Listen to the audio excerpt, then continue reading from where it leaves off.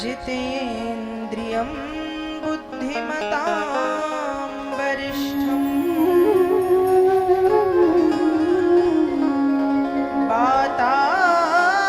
वातात्मजं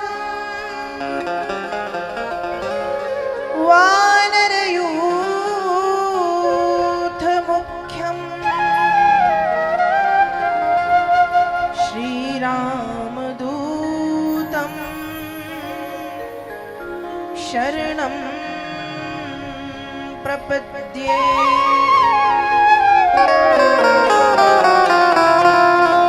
वंशी विभूषितकरा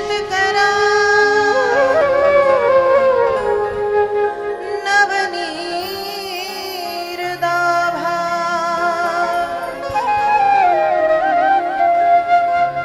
पीताम्बरा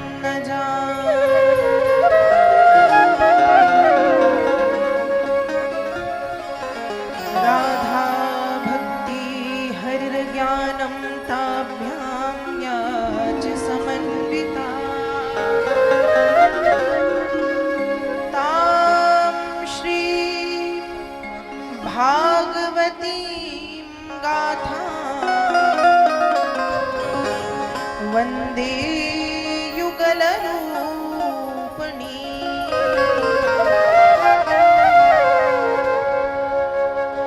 नारायणं नमस्कृत्य नरं चैव नरोत्तमं देवीं सरस्वतीं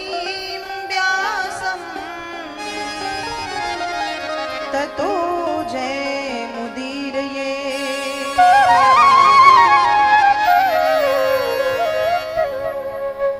जय जय श्री राधा रमण, जय जय नवल किशोर, जय गोपी चित चोर, जय जय माखन चोर। राम कथा के रसिक तुम भक्ति राशि मति गादी अपनी लीजिए प्रभु तेज पुंज महावीर। आइए हनुमंत जी विराजिए, बोलिए श्री हनुमान जी महाराज की जय। श्री वृंदावन बिहारी लाल की जय। राधा रानी सरकार की जय। खाटू नरेश की जय। नर्मदा मैया की जय। जगदम्बा मैया की जय। सुखदेव जी महाराज की जय। श्रीमद् भागवत महापुराण की जय। श्याम सुंदर यमुना महारानी की जय। सब संतों की जय। भारत भूमि की जय।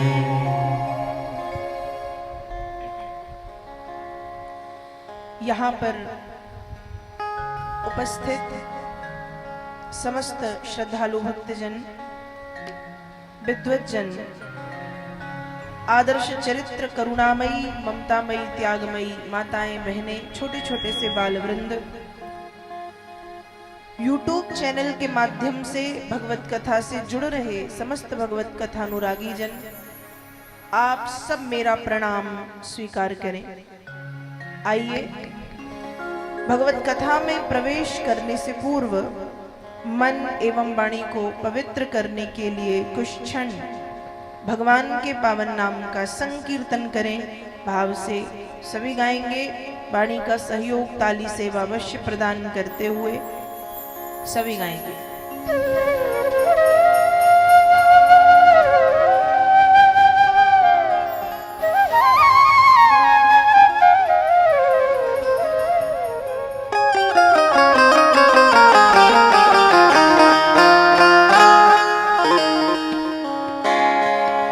जय सिया राम, जय जय सिया राम, जय सिया राम, जय जय सिया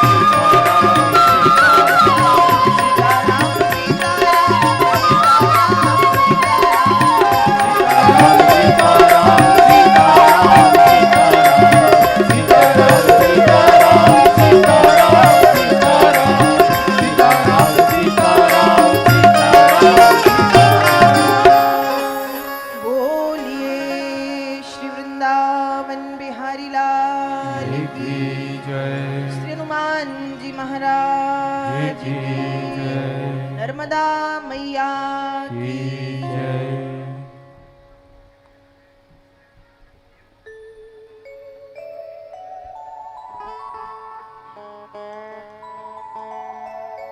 बड़े सौभाग्य की बात है, श्रीमद् भागवत कथा के तृतीय दिवस तीसरे दिन की पावन बेला में हम आप सभी प्रवेश कर चुके हैं। आज कथा का तीसरा दिन। तो कल की पावन कथा में क्या सुना था, बताओ? कल की पावन कथा में क्या सुना था? हाँ जी,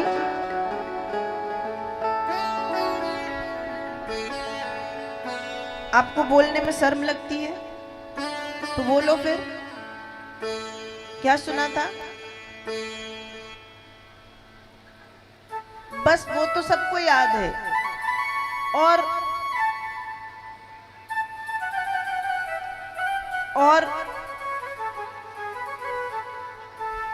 कल की कथा में सबने सुना था परीक्षित का जन्म हुआ, श्राप मिला, गंगा तट पे पहुंचे और कथा शुरू हुई। मनु शत्रुपा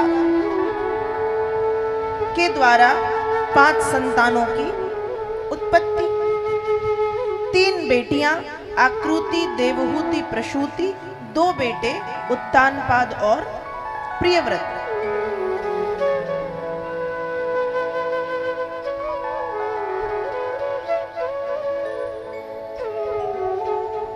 महाराज मनु के 2 बेटे हैं, उत्तानपाद और प्रियव्रत। प्रियव्रत का मतलब होता है प्रिय व्रत। प्रियव्रत, प्रियव्रत का जो जीवन का प्रियव्रत है, उनके जीवन का प्रियव्रत है भगवान के नाम का स्मरण करना। प्रियव्रत, प्रियव्रत। और महाराज उत्तानपाद, मनु महाराज के 2 बेटे हैं, प्रियव्रत और उत्तानपाद। प्रियव्रत का चरित्र कहता है कि इनके जीवन का प्रियव्रत है भगवत भजन। और फिर है महाराज उत्तानपाद। तो उत्तानपाद किसे कहते हैं? उत्तानपाद का अर्थ है आगे पैर रखने वाला, या आगे पैर रखने वाला ना कहें, हम ये कह दें कि आगे की सोचने वाला। अब आप बताओ कि व्यक्ति को कैसे जीना चाहिए? आगे का सोच के, पीछे का सोच के, या वर्तमान में? बोलो, आगे का सोच के। अच्छा, गारंटी है कि जब जहां का आप सोच रहे हो वहां तक आप पहुंच पाओगे? है? नहीं है ना? सोचते हैं, हम सब सोचते हैं कि हम आगे ऐसा करेंगे, आगे ऐसा हो, लेकिन हमको खुद नहीं पता कि हम वहां तक पहुंच पा रहे हैं, या हमारा जीवन वहां तक पहुंच पा रहा है या नहीं। देखो, एक व्यक्ति होता है जो भूतकाल में जीता है। भूतकाल मतलब पास्ट। वो भूतकाल में जी रहा है, जो हो चुका है, जो हो चुका है, उस पर अपना माथा लगाता है, दिमाग लगाता है। जबकि व्यक्ति को भूतकाल में नहीं जीना चाहिए। अरे भाई, जो हो गया है वो हो गया, अब वो बदलेगा नहीं, अब वो सुधरेगा नहीं, बस वो हो गया। लेकिन यदि हमसे जीवन में कोई गलती हो जाए, या हमारे घर में किसी से जीवन में कोई गलती हो जाए जो हो चुकी है, अब ना सुधारी जा सकती है ना बदली जा सकती है। जो हो चुका है काम, उसके बाद भी हम उसी के पीछे पड़े रहेंगे, ऐसा हुआ ऐसा हुआ। अरे भाई, सोच सोच से आपका कुछ सुधरने वाला नहीं है और दिमाग और खराब हो जाएगा। इसलिए जो हो चुका है, व्यक्ति को उसके बारे में बहुत ज्यादा नहीं सोचना चाहिए। सोचना चाहिए क्या? नहीं, बिल्कुल नहीं। जो बीत गया उसके बारे में मत सोचो। आने वाला कल कैसा है किसी को पता नहीं। हम आने वाले कल के लिए बहुत सी तैयारियां करते हैं, अच्छी बात है, ठीक है, भविष्य की चिंता जरूरी है, लेकिन बहुत ज्यादा भविष्य का सोच के भी मत रहो कि ऐसा कर लेंगे, ऐसा हो जाएगा। जो भविष्य में जीता है वो वर्तमान में जीना छोड़ देता है। न भूतकाल में जीना है, न भविष्य काल में जीना है। व्यक्ति को कब जीना है? तात्कालिक परिस्थिति में, अर्थात वर्तमान में, प्रेजेंट में रहना है। वर्तमान, अभी जो है अच्छा है, आगे का पता नहीं, हरि जाने, हम तो अच्छा ही सोचेंगे। तो उत्तानपाद का मतलब है आगे की सोच रखने वाला। और व्यक्ति को ऐसे नहीं होना चाहिए। व्यक्ति को, मुझे ऐसा लगता है कि व्यक्ति को वर्तमान परिस्थिति में या तात्कालिक परिस्थिति में रहना चाहिए। जो समय चल रहा है उसको आनंद से जी लो। कल किसने देखा? किसी ने नहीं देखा। उत्तानपाद राजा की दो रानियां हैं, एक का नाम है सुनीति और दूसरी का नाम है सुरुचि। सुनीति का अर्थ है सुनीति, सु मतलब सुंदर, नीति मतलब ज्ञान।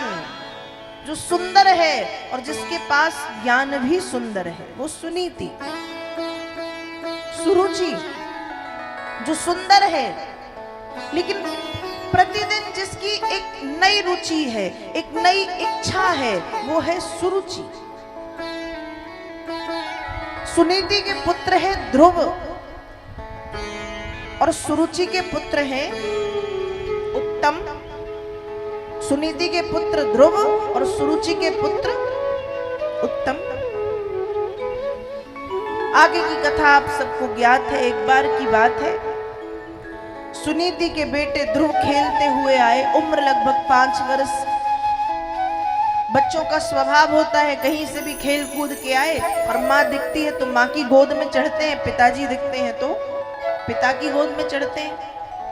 तो स्वभाव बस ध्रुव खेलते कूदते आए और आकर के पिता की गोद में चढ़ करके बैठ गए। दूर खड़ी सौतेली माँ ने देखा। पहले तो लगा कि शायद ये मेरा बेटा है, मेरा बच्चा है, लेकिन जब ध्यान से देखा, अरे ये मेरा नहीं है, ये तो सुरुचि का, ये तो सुनीति का बेटा है। और सुरुचि ने, मतलब सौतेली माँ ने, ध्रुव को पिता की गोद से उठा के पृथ्वी पर पटक दिया। पहले तो ध्रुव को लगा कि शायद मेरी माँ मुझे गोद में ले रही थी, लेकिन माँ के हाथ से मैं छूट गया, गिर गया। इसलिए ध्रुव माँ के पास पहुंचे और दोनों हाथ ऊपर किए कि माँ मुझे गोद में ले लो। पर उस माँ ने ध्रुव के दोनों हाथ पकड़े, बांधे और बांध के कहा, नावत्स नृपतेर दृश्यम भवानारूढुमर्हति नाग्रहीतो मया यत्वं कुक्षावपि नृपात्मजा। नावत्स नृपतेर दृश्यम, हे पुत्र, तुम पिता की गोद में बैठने की धृष्टता, ढिठाई मत करो। ध्रुव जी बोले, माँ क्यों? क्या पिता मेरे पिता नहीं? सुरुचि कहती है पिता तो तेरे पिता हैं, पर मैं तेरी माता नहीं। तूने किसी अन्य स्त्री की कोख से जन्म लिया है, इसलिए तू पिता की गोद में बैठने का अधिकारी नहीं है।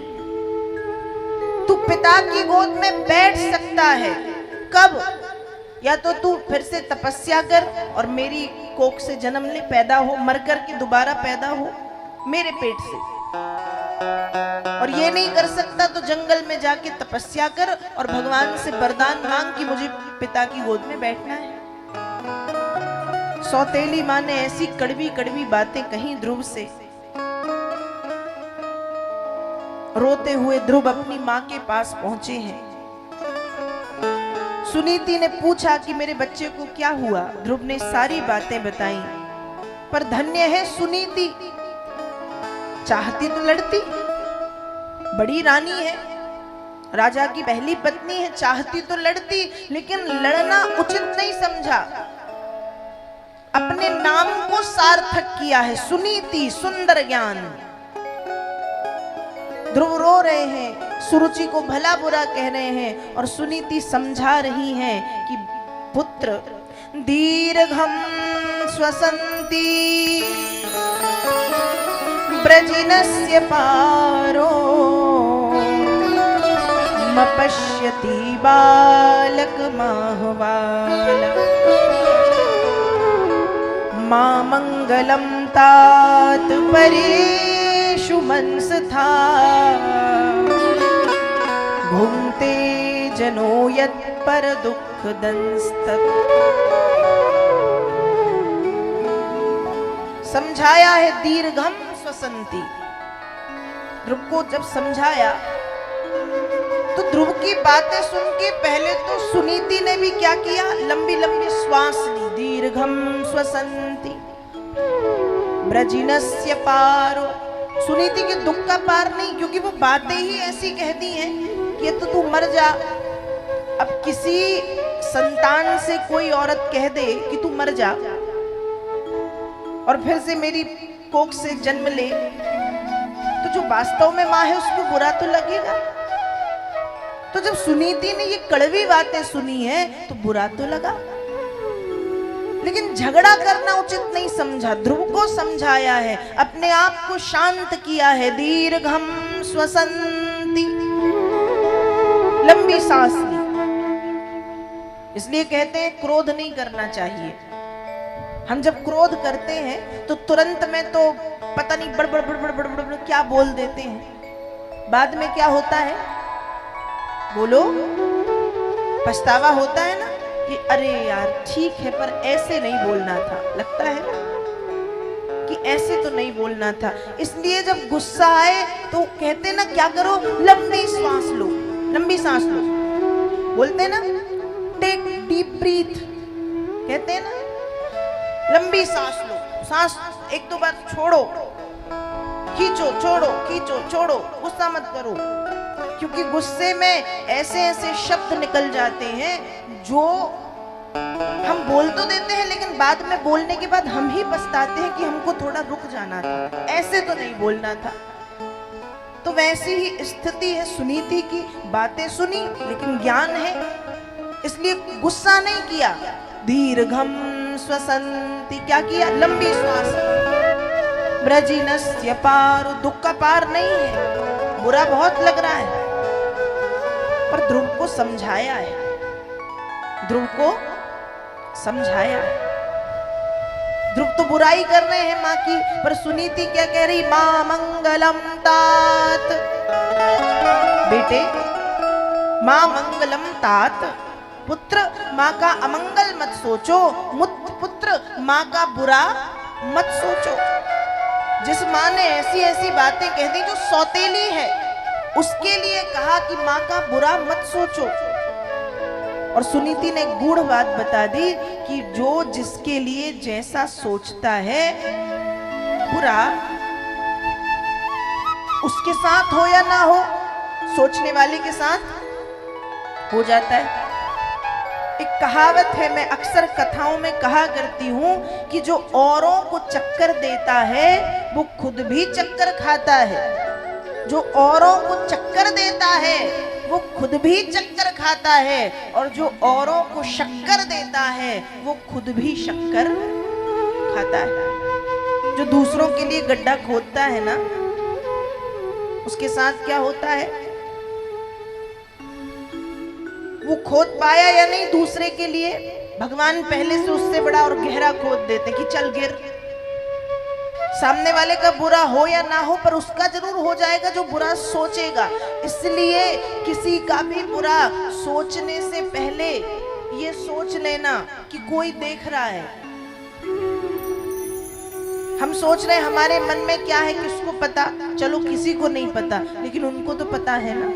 वो तो घट घट के वासी है, किसी को नहीं पता पर वो जानते हैं हमारी अच्छाई, हमारी बुराई, हमारी कमी, हमारी कमजोरी, हमारे गुण, हमारे अवगुण हम दुनिया से छिपा सकते हैं, लेकिन उनसे थोड़ी छिपा सकते हैं।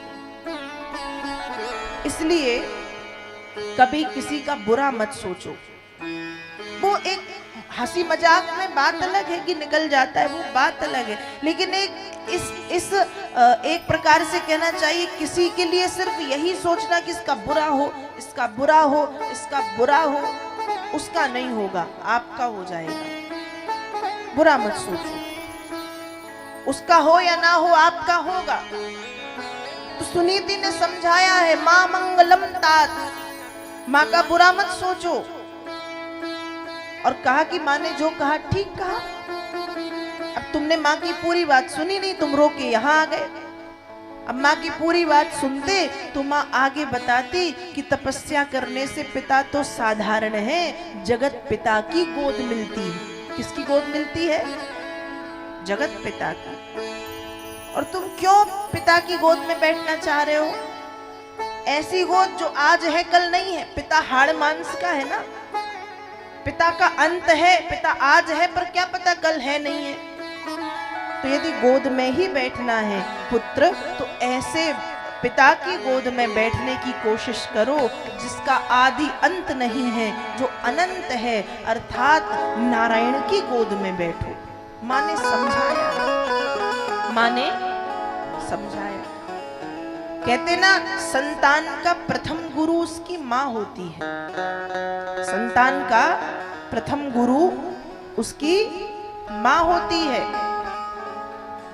इसलिए माताओं को चाहिए कि अपने बालक और बालिकाओं को अच्छे संस्कार दे।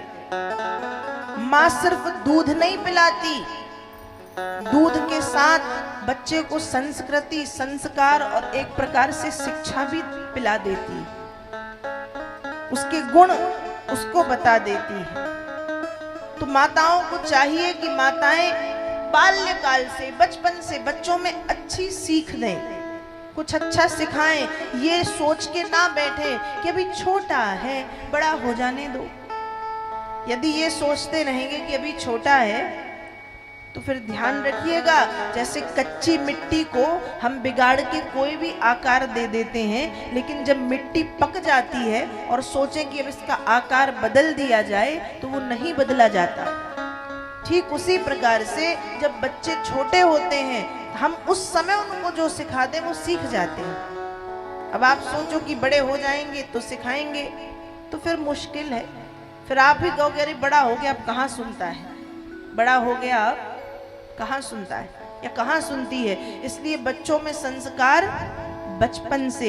सुनीति ने कहा कि यदि गोद में बैठना है तो जगत पिता की गोद में बैठो, और ऐसा समझा करके सुनीति अपने काम में लग गई।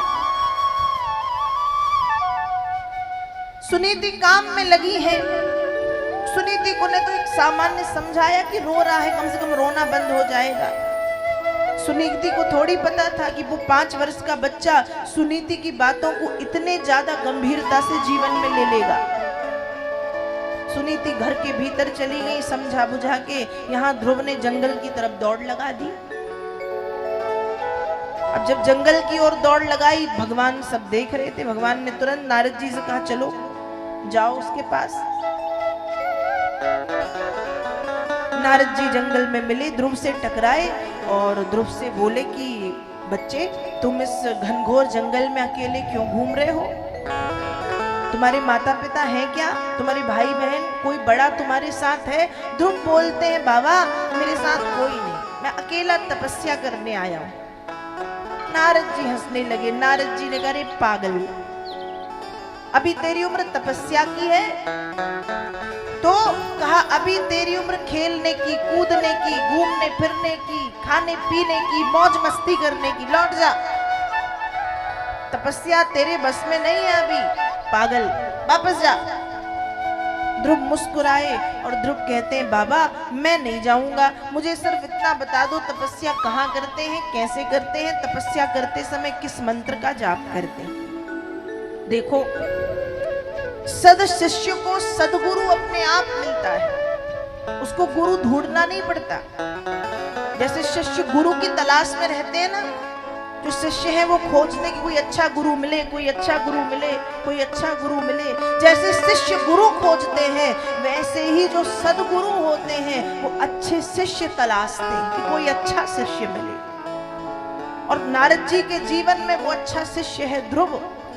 ध्रुव नारद जी के पास नहीं गए, नारद जी ध्रुव के पास में आए और ध्रुव की निष्ठा को देख के नारद जी खुश हुए हैं और ध्रुव से कहा है, तत्तात गच्छ भद्रम ते यमुनायास्तटं शुभम पुण्यम मधुवनम यत्रो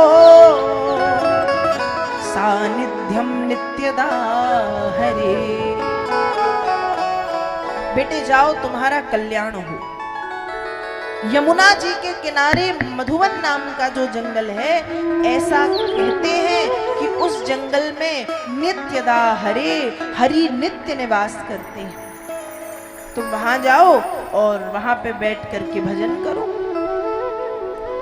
अब ध्रुव जी ने कहा कि तपस्या करते समय किस मंत्र का जाप करूं? नारद जी ने कहा, यह भी सुन लो। जप्यस्य परमो गुह्य श्रूयतां मे नृपात्मज यं सप्तरात्रं प्रपठन् पुमान् पश्यति खेचरा।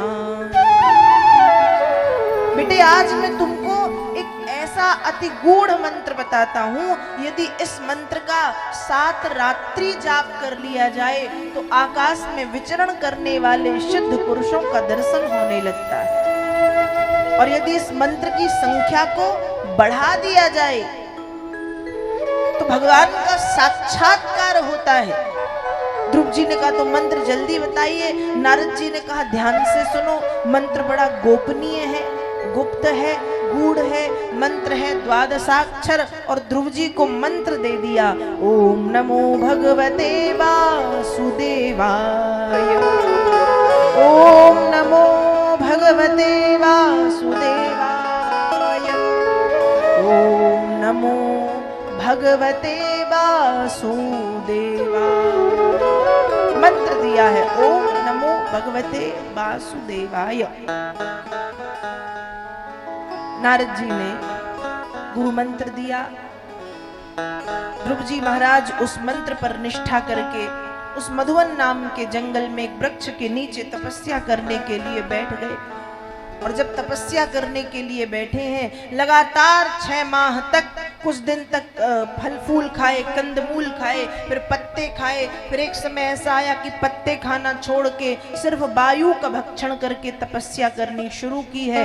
6 माह तक उस छोटे से बालक ने लगातार तप किया है और भगवान का भी सिंहासन हिलने लगा। भगवान ने कहा, पता करो नारद जी, आप तो घूमते फिरते रहते हो, चलो पता करके बताओ कौन तपस्या कर रहा है। नारद जी कहते हैं, नारायण नारायण। नारायण होते हुए इतना भी नहीं जानते।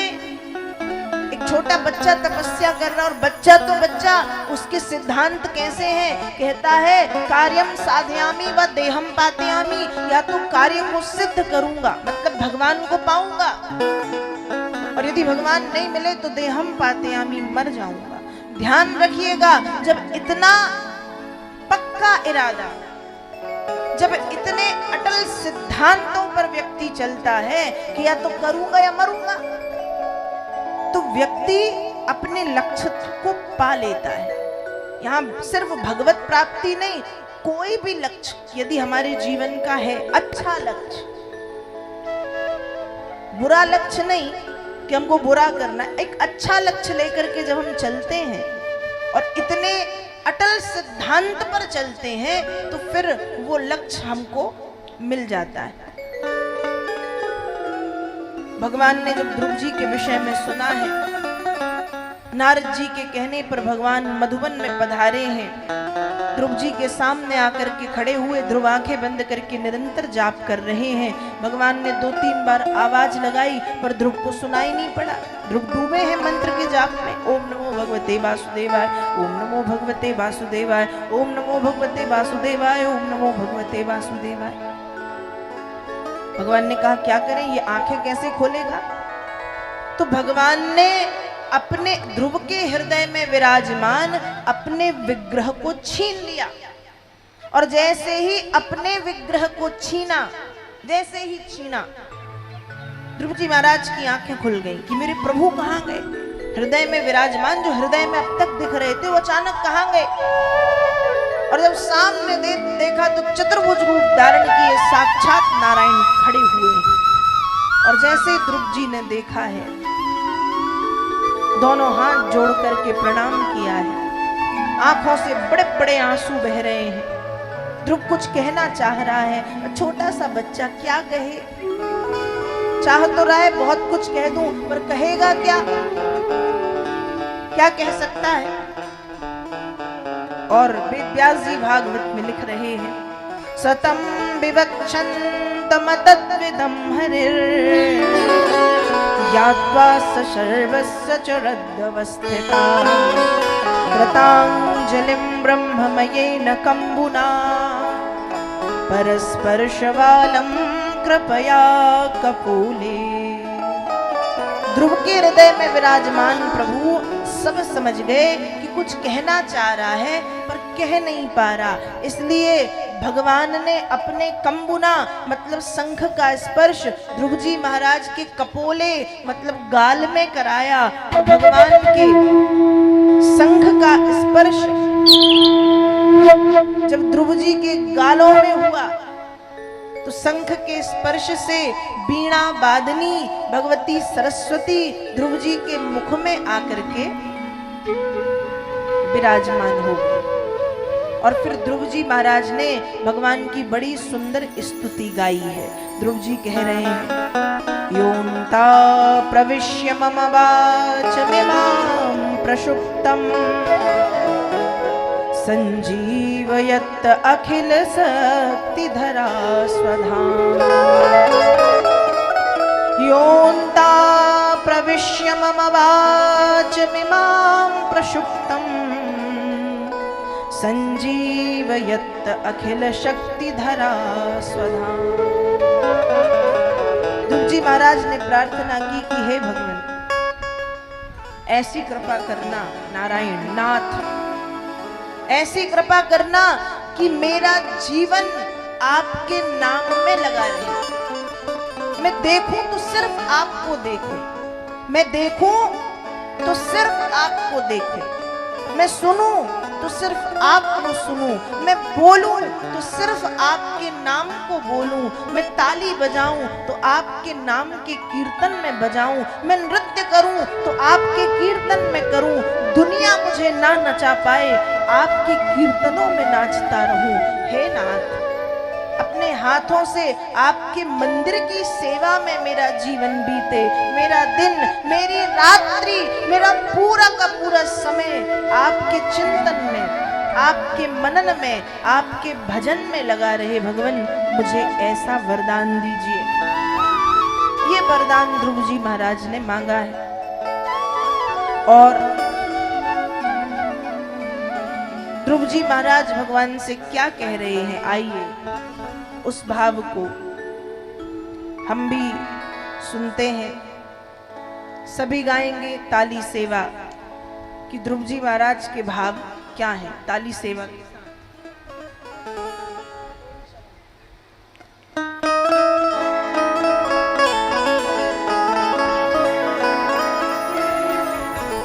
ध्रुव जी महाराज के भाव हैं भगवान के चरणों में। आइए उसी भाव से हम भी भगवान के शरण में चलें।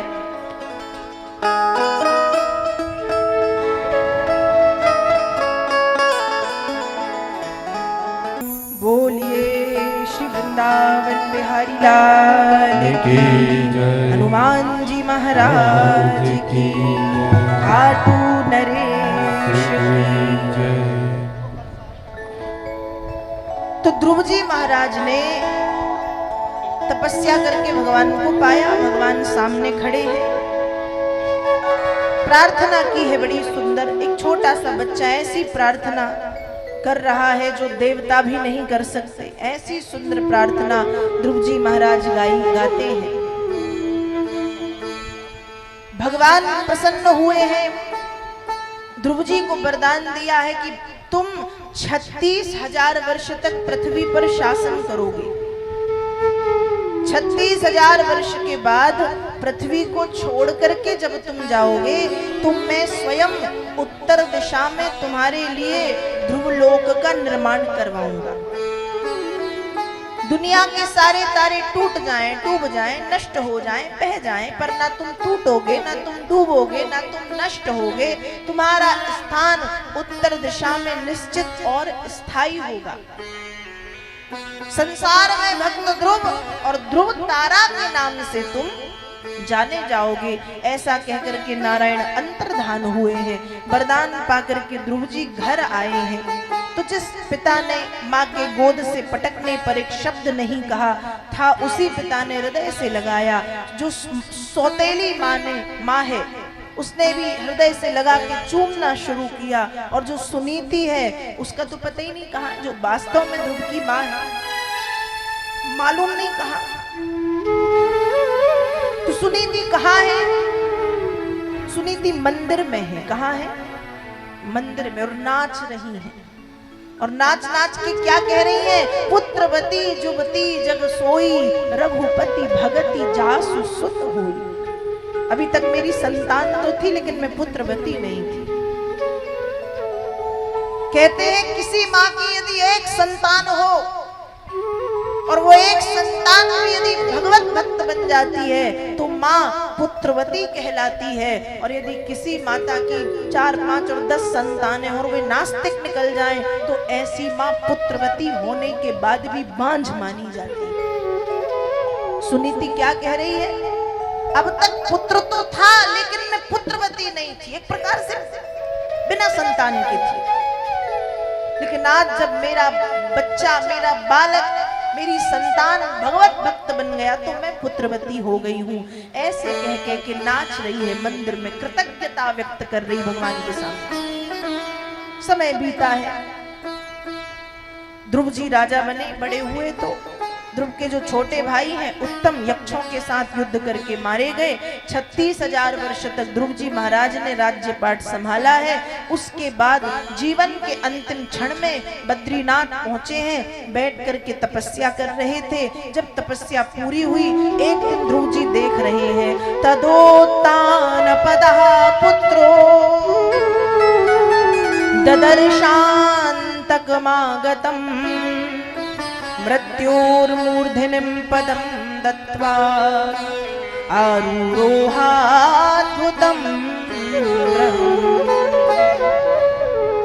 तदोत्तान पदः पुत्रो। ध्रुव जी महाराज ने आंखें खोली तो सामने खूब सुंदर सी देवी हाथ जोड़ के खड़ी है। ध्रुव जी पूछ रहे हैं आप कौन हैं? वो बोली मैं मृत्यु हूं। ध्रुव जी बोले मुझसे क्या चाहती हो? मृत्यु बोली आपको लेने आई हूं। ध्रुव जी ने कहा ठीक है तो फिर चलते हैं। मृत्यु सिर झुका के खड़ी है। ध्रुव जी बोले देवी अब विलंब आप कर रही हो, मैं तो कब से तैयार हूं, कब से तैयार खड़ा हूं, देर आप कर रही हो।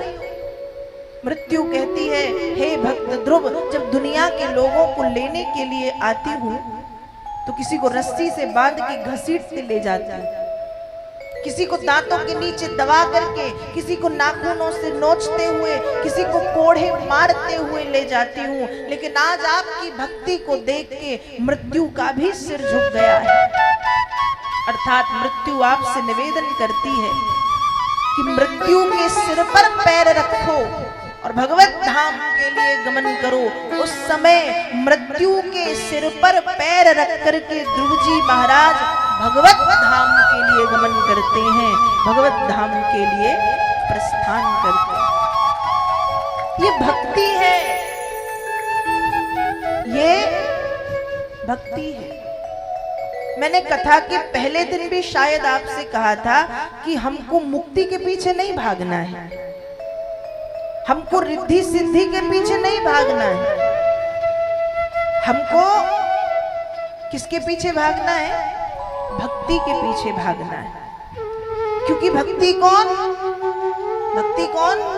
ठाकुर जी की प्रेयसी, प्रियतमा, प्रेमिका। और प्रेमिका है तो फिर निश्चित रूप से वे उनको बहुत प्रेम करते होंगे। तो हमको किनके चरण पकड़ने हैं? भक्ति महारानी के।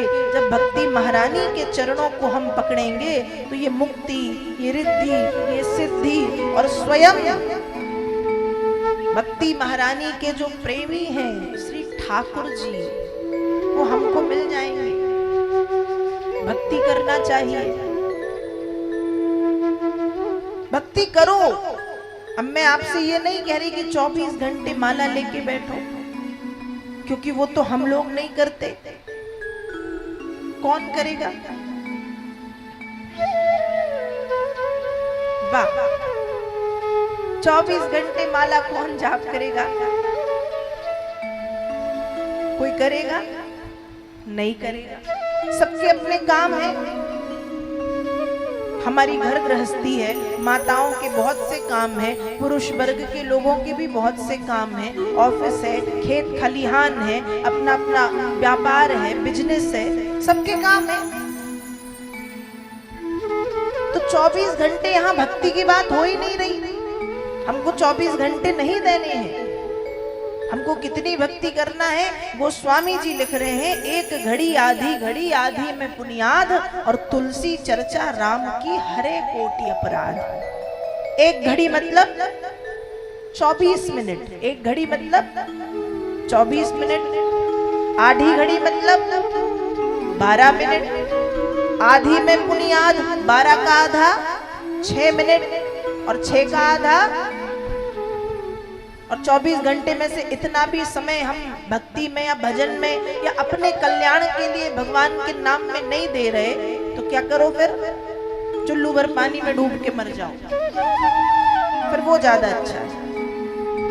पर 3 मिनट, सिर्फ 3, कितने कम समय की बात, सिर्फ 3 मिनट नियम बनाओ, सिर्फ 3 मिनट देखे तो देखो। आज लोगों को लगता, आज लोग आते हैं, हमारे पास ही आते, बहुत सारे लोग आते, सबके पास कोई भी प्रवक्ता है, कोई भी कथाकार है, कोई भी अध्यात्म से जुड़ा व्यक्ति है, तो लोग उनके पास पहुंच के क्या कहते हैं? महाराज जी हम बहुत दुखी हैं, कुछ बता दो। क्या कर दो? कुछ बता दो। क्या बता दे भैया? कुछ उपाय बता दो। अब उपाय मान लो उनको बता दिया जाए कि प्रतिदिन 5 मिनट बैठ के मंत्र का जाप करो, प्रतिदिन 5 मिनट बैठ के मंत्र का जाप करो, तो वही व्यक्ति घर आके कहेगा अरे वो कुछ नहीं जानते, अरे वो कुछ बताया ही नहीं उनने, हम तो उपाय पूछने गए थे, उनने कह दिया सीताराम सीताराम जपो 5 मिनट। ये कोई उपाय होता है? तो वो जो व्यक्ति है वो घर आके सोचेगा कि अरे वो कुछ नहीं जानते, वो तो ऐसे ही है।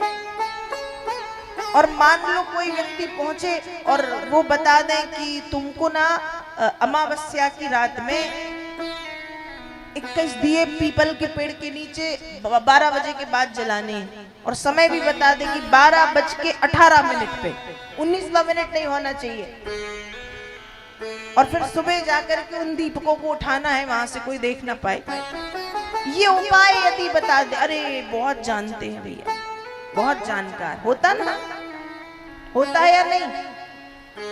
सब ऐसे ही होता है। यदि ये पंचायत बता दी जाए तो लोगों को लगता है अरे बहुत जानकार है, और यदि सरल चीज बता दी जाए कि बस इतना कर लो अपने आप सब सुधरने लगेगा, तो लोग कहते रहे कुछ नहीं जानते, हम तो फालतू में उनके पास गए थे, उनसे कुछ नहीं बनता, उनसे कुछ नहीं बनता। पर ध्यान रखिएगा, नाम प्रमुख है। क्या प्रमुख है? नाम, नाम प्रमुख है। कलयुग केवल नाम आधारा, सुमिरी सुमिरी नर उतरहि पारा। नाम मैं हर कथा में कहती हूँ, हर दिन कहती हूँ कि एक माला तो जीवन में होनी ही चाहिए। सबके पास तुलसी की माला हो, सबके पास हो। राम राम जपो, और राम राम अकेले मत जपो, सीता मैया को साथ में लेके जपो। सीताराम जपो, राधे कृष्ण जपो, हरे कृष्ण कृष्ण कृष्ण महामंत्र जपो, ओम नमो भगवते वासुदेवाय जपो, ओम नमः शिवाय जपो। जो जपना चाहते हो वो जपो।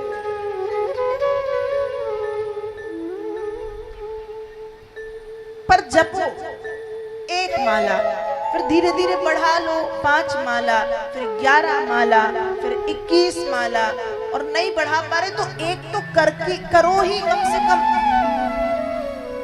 भगवान का नाम बहुत जरूरी है जीवन में। अब कई लोग कहते हैं कि जो भगवान का नाम लेते हैं वो बहुत दुखी होते हैं, और जो भगवान का नाम नहीं लेते वो सुखी हैं। उनके भीतर जाके देखो वो कितने सुखी हैं। भले बाहर से वो दिख रहे हैं कि सुखी हैं, लेकिन भीतर यहाँ की शांति नहीं है उनके पास। और हम भले अपने प्रारब्ध के कारण दुखी हैं, लेकिन यहाँ की शांति है हमारे पास। तो शांति यहाँ की जरूरी है ना, बहुत जरूरी है। तो क्या करना है? भगवान का नाम। अब यहाँ जाके कितने लोग भूलेंगे, क्योंकि कथा भी ऐसे ही सुनते हैं ना कि जब तक पंडाल में तब तक ठीक, जैसे ही बाहर निकले तो सब झटकार दिया वहीं बाहर, और फिर चले गए घर। ऐसे तो नहीं हो ना आप लोग। ऐसे हो तो सुधर जाओ, थोड़ा सा तो कथा से लेके जाओ कम से कम, कि कोई नियम अच्छा लगा हमने धारण कर लिया। अब जैसे कल हमने कहा था सब लोग तिलक लगाओ, आज किसी ने नहीं लगाया था। घर पे लगाया था? नहीं, वो तो यहाँ लगा है आप लोगों को, यहाँ तो सबको लग गया है। आज समिति वालों ने मतलब कथा सुनी ध्यान से, उनने नियम लागू कर दिया। तिलक पंडाल में जो आया उसके माथे पे तिलक। घर पे कितने लोगों ने लागू किया?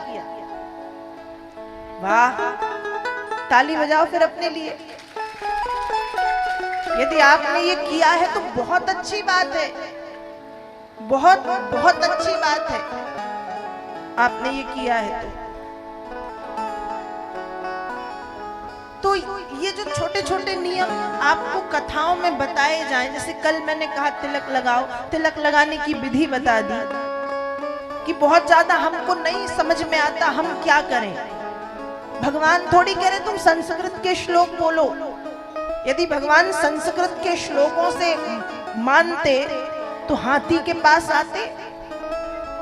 भगवान संस्कृत के श्लोकों से रीझते तो शबरी के पास आते। भगवान संस्कृत के और कठिन भाषा से मानते तो मीरा से रीझते। नहीं देखते, वो भाव देखते हैं। उनके चरणों में लगाओ और बस रक्षा करो। सौंप दिया इस जीवन का सब भार तुम्हारे चरणों में, हाथों में। इस भाव से जब हम कोई भी काम करेंगे तो वो बिगड़ेगा नहीं, वो बिगड़ेगा नहीं। तो कथा में जब आपको थोड़ी थोड़ी छोटी छोटी सी बातें बताई जाए तो बहुत बड़े जो बातें हैं उनको मत उतारो, पर छोटी छोटी सी बातें जो सब लोग कर सकते हैं आप भी कीजिए। और केवल आप नहीं, अपने बच्चों को भी करवाओ। बहुत जरूरी है, अपने बच्चों को भी करवाओ।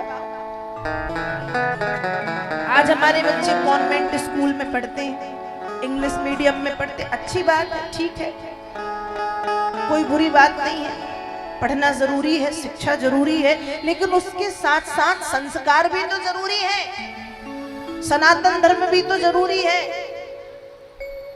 तो बच्चों में ये शिक्षा डालनी चाहिए कि बचपन में आपके घर का माहौल ही ऐसा बन जाए कि नहाने के बाद बच्चा सबसे पहले मंदिर में खड़ा हो, वो भले कुछ करे या ना करे, तिलक उठा के भगवान के चरणों में लगा के अपने माथे से लगाए, प्रणाम करे, फिर आगे बढ़ जाए। ये संस्कार बच्चों में डाल दो, ये कर दो। तो ये छोटी छोटी सी बातें, आप कथा में जब बैठे हैं तो कथा से ये आपको लेकर के जाना है, यहाँ छोड़ के नहीं जाना है कि हम तो पंडाल में हैं, तब तक हरे कृष्ण, उसके बाद कौन हरे कृष्ण, हम नहीं जानते। तो जब तक यहाँ हो तब तक नहीं, और जब यहाँ से बाहर जाओगे तब भी जो बातें बहुत छोटी और बहुत उपाय नहीं कहना चाहिए, जो जीवन में धारण करने योग्य बातें हैं उनको धारण करो और घर पे भी लागू कर दो। माताएं तो सब कर सकती हैं, माताओं की बात टालने की किसमें शक्ति है? भगवान में नहीं है। कल आपने सती चरित्र में सुना था, तो फिर घर में किसी में है? नहीं है। धीरे धीरे प्यार से सब करा सकते हैं। तो छोटे छोटे नियम जीवन में आप धारण करें, भजन करें, एक माला कम से कम रोज करें। माला नहीं है तो कोई बात नहीं, उंगलियों पे भी हम कर सकते हैं। घड़ी में मिनट देख के भी हम 1 minute, 3 minute, 5 minute, 6 minute, 10 minute, 15 minute, जितना हमें समय मिले उतना समय हम कर सकते हैं। हम संसार के लोग हैं, हम माया मोह से बंधे हुए हैं, हम बहुत ज्यादा नहीं कर सकते, लेकिन ऐसा नहीं कि बिल्कुल भी ना करें, थोड़ा थोड़ा। संसार के लिए तो हम बहुत जोड़ रहे हैं, जरूरी है, लेकिन यहाँ से जाने के बाद दूसरे लोग के लिए भी जोड़ लो थोड़ा सा। यहाँ के लिए जोड़ो, अच्छी बात है, सबके पास पर्याप्त खूब होना चाहिए, लेकिन जब हम यहाँ को छोड़ के वहां जाएं तो वहां की पूंजी भी हमारे पास होनी चाहिए। और वहां की पूंजी धन नहीं है, वहां की पूंजी है परम धन, भगवान का नाम, भगवान का कीर्तन, भजन। तो अब एक बार जय श्री कृष्ण तो बोलना ही पड़ेगा। बोलिए श्री वृंदावन बिहारी लाल।